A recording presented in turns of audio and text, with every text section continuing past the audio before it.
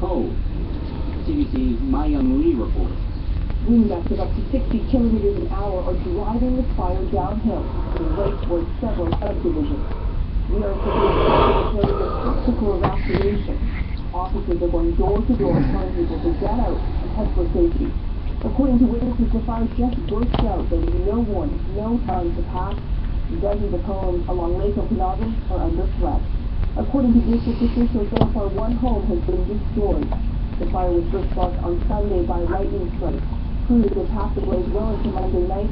The strong wind sparked what was a small fire to double in size in a matter of minutes. 23 firefighters are on the ground. The fire is not contained. Emergency services are now in place to provide food, clothing, and shelter to those forced to flee. Helicopters and air tankers will be dispatched at first light.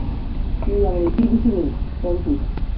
Meanwhile, as this summer's drought continues across southern BC, water restrictions are being expanded for people in and around the Vancouver area. CBC's Johanna Wagstaff has details.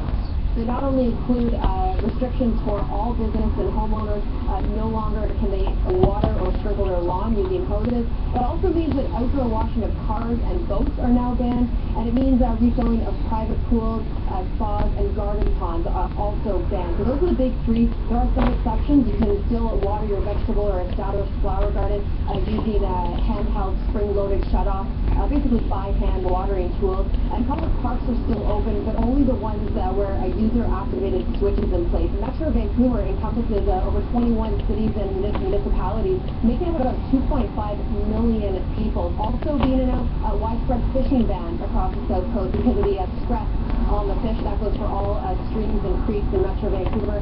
That's CBC's Johanna Wagstaff in Vancouver.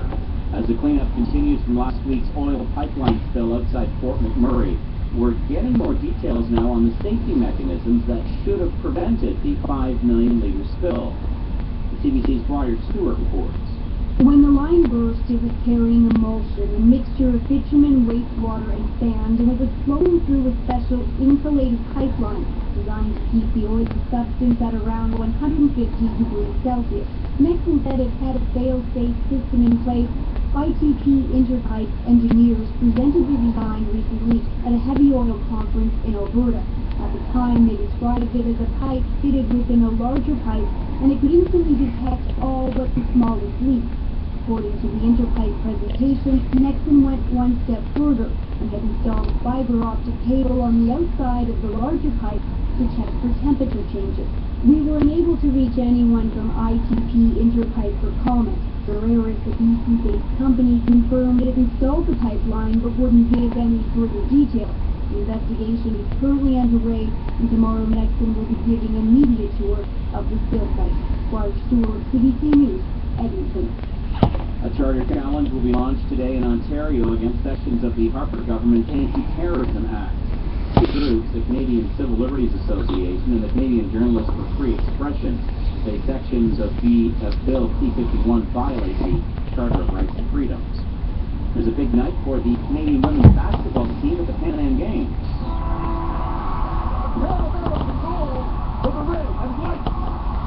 Congratulations, Canada, on first gold medal.